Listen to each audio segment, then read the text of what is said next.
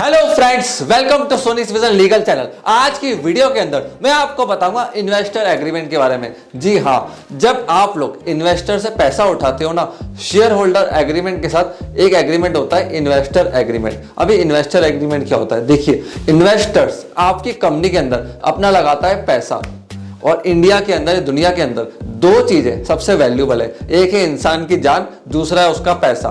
कोई आपको पैसा दे रहा है ना, तो ये समझ लीजिएगा कि वो बहुत सोच समझ के देगा, और खासकर जब इन्वेस्टर है जो इतना पढ़ा लिखा है, समझदार है, वो हर चीज रिटर्न के अंदर लिखवाते हैं। आप बिजनेस कर रहे हैं, स्टार्टअप रन कर रहे हैं, फंड रेस कर रहे हैं, डरने की जरूरत नहीं है। पॉइंट्स को समझो।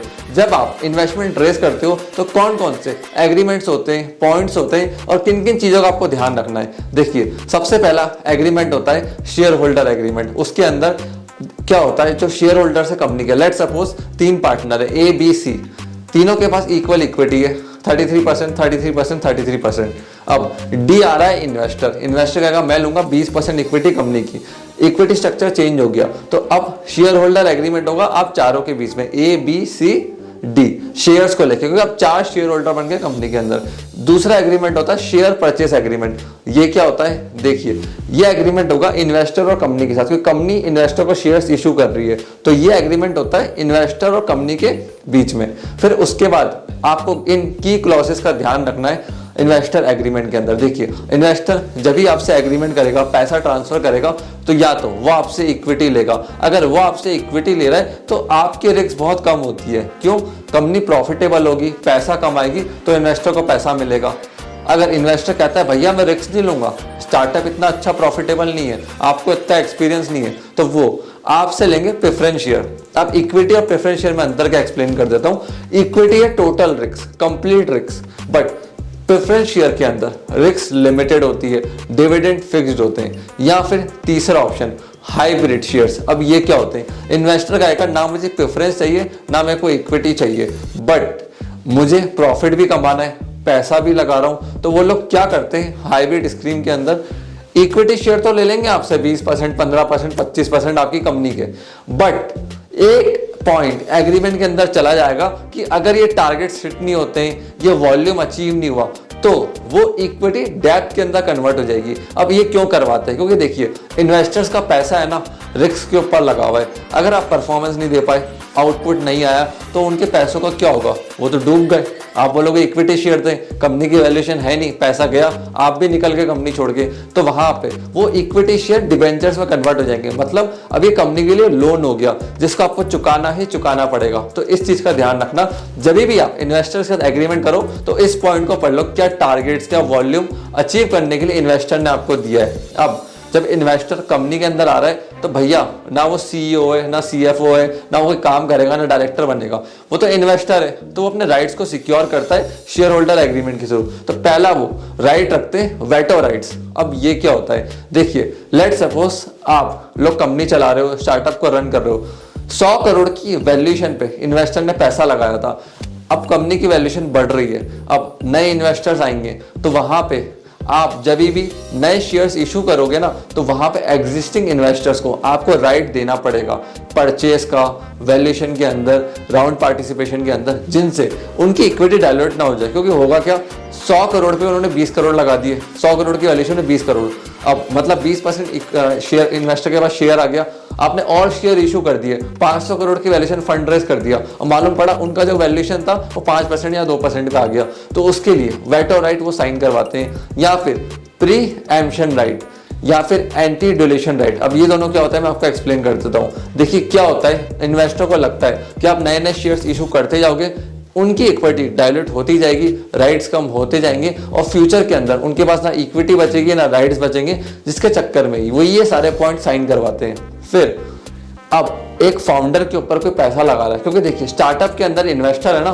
फाउंडर के ऊपर पैसा लगाता है, तो उनको बहुत चीजें देखनी पड़ती है, जिसके लिए सबसे पहली चीज वो साइन करवाते हैं founder lock in period. Generally India के अंदर ये पीरियड 5 ईयर्स से लेकर 10 ईयर्स के बीच में होता है, मतलब फाउंडर 5 साल से पहले कंपनी नहीं छोड़ सकता है। दूसरा होता है एम्प्लॉयमेंट एग्रीमेंट। जी हाँ, बूटस्ट्रैप में आपका पैसा लगाए, आप मालिक हो, आप ही सब कुछ हो, बट जैसे ही इन्वेस्टर कंपनी के अंदर आता है, उसको पता है कि भैया मेरे को आउटपुट चाहिए, क्योंकि वो तो काम नहीं करेगा, उसने पैसा लगाया है, उसका आउटपुट नहीं मिला तो वो आपसे एग्रीमेंट साइन कराएगा, एम्प्लॉयमेंट एग्रीमेंट, और आप अपनी ही कंपनी के एम्प्लॉय बन जाओगे। ऐसा सीईओ भी एम्प्लॉय होता है, आपको सैलरी मिलेगी, ग्रेचुटी, पेंशन, जितने भी तरह की स्कीम होती है ना, उसके लिए आप एलिजिबल हो जाओगे। तो इन्वेस्टर आपसे एम्प्लॉयमेंट एग्रीमेंट साइन करवाएगा, उसके अंदर वो नॉन कम्पीट, नॉन सॉलिसिट, ये सारे पॉइंट्स डलवाता है, जिससे आप कंपीट ना कर पाओ, किसी एम्प्लॉय को लेके दूसरी कंपनी खड़ी ना कर पाओ। उसके बाद पॉइंट्स जो आते हैं वो होते हैं ड्रैग अलोन राइट्स। अब ये क्या होता है, देखिए आपने कंपनी चलाई, 1 साल अच्छी चली, 2 साल अच्छी चली, 3 साल अच्छी चली, बाद में लॉसेस हो गए। अब इन्वेस्टर्स क्या करेंगे, कंपनी को बेचने में लगेंगे। साथ साथ जो सामने वाला बायर है वो कहेगा भैया मुझे तेरा स्टेक नहीं चाहिए इन्वेस्टर, मुझे पूरी कंपनी चाहिए, उसमें फाउंडर के स्टेक भी चाहिए, सबके स्टेक चाहिए।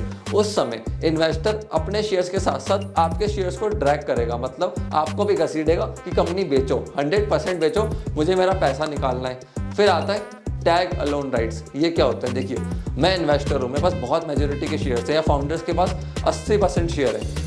टैग अलोंग में क्या होगा कि फाउंडर्स अपने शेयर्स को बेच रहे हैं, लेट्स सपोज 500 करोड़ पे, तो इन्वेस्टर्स अपने शेयर को टैग कर देगा कि जो वैल्यूएशन पे फाउंडर के शेयर्स आ रहे हैं ना, मेरे भी शेयर्स को टैग करो, उसी वैल्यूएशन पे मेरे शेयर बिकेंगे, तभी ये ट्रांजेक्शन हो सकती है। फिर right of first refusal. Investors generally नहीं चाहते कि नए इन्वेस्टर्स बिना उनकी परमिशन के आए, जिससे उनकी इक्विटी डायलूट ना हो, उनके पास राइट्स खत्म हो जाए, इसलिए ये पॉइंट साइन करवाते हैं कि फर्स्ट हमारा राइट है, आप शेयर्स इशू करो, फाउंडर्स को लाओ, इक्विटी दो, कुछ भी करो, बट फर्स्ट राइट हमारा होगा।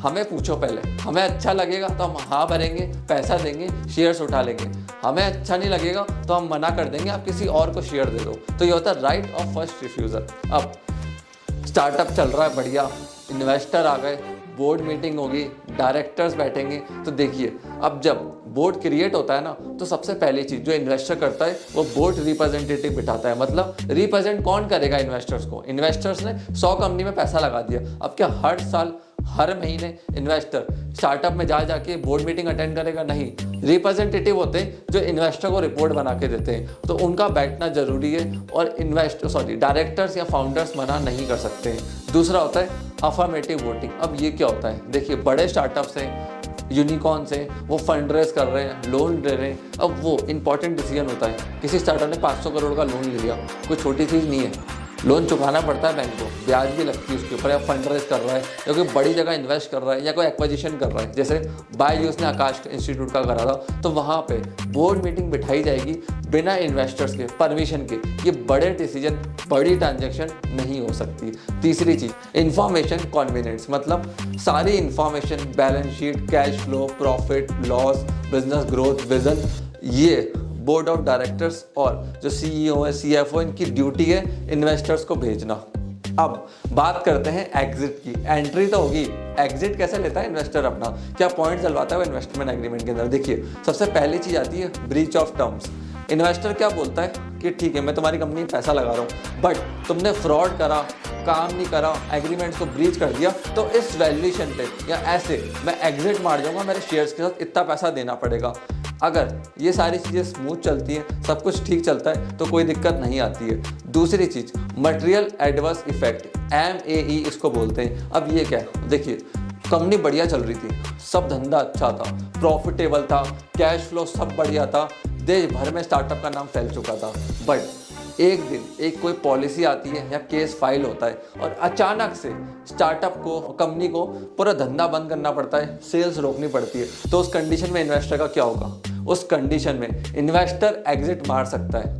आपको मैं एग्जांपल देके समझाता हूँ। एक स्टार्टअप है, वो दारू का बिजनेस कर रहा है, लिकर का बिजनेस कर रहा है, पैन इंडिया में उन्होंने बहुत अच्छी मार्केटिंग, एडवर्टाइजमेंट और पूरा मार्केट कैप्चर कर लिया, बट एक दिन इंडियन गवर्नमेंट कहती है कि भैया अब आप इंडिया के अंदर दारू नहीं बेच सकते हो, तो उस समय इन्वेस्टर के पास राइट बनता है कि वो एक वैल्यूएशन मार सकता है, या फिर किसी पर्सन ने केस फाइल कर दिया किसी कंपनी के खिलाफ और सुप्रीम कोर्ट, हाई कोर्ट ने ऑर्डर निकाल दिया कि ये कंपनी जब तक हमारा फाइनल ऑर्डर नहीं आता सेल्स ही नहीं कर सकती है। अब सेल्स नहीं होगी तो पैसा नहीं आएगा, तो भी इन्वेस्टर एग्जिट के लिए भागेगा कि भैया अब सेल्स तो हो नहीं रही है, मेरे को एग्जिट दो। जैसे वीवो इंडिया का आपने सुना होगा, अभी टैक्स को लेके एक फ्रॉड चला, ईडी ने इंक्वायरी बिठा दी, बैंक अकाउंट सीज कर दिए, तो ऐसा कोई भी सिचुएशन आती है, लिटिगेशन आता है या कोर्ट का ऑर्डर आता है, तो इन्वेस्टर ऐसी कंडीशन है फटाफट एग्जिट मार जाते हैं। सो फ्रेंड्स, मैं आशा करता हूँ ये वीडियो आपको पसंद आई होगी। और देखो, आपको और जानना है इन्वेस्टमेंट एग्रीमेंट टेम्पलेट, तो मेरी वेबसाइट sonyvision.in पे जाओ।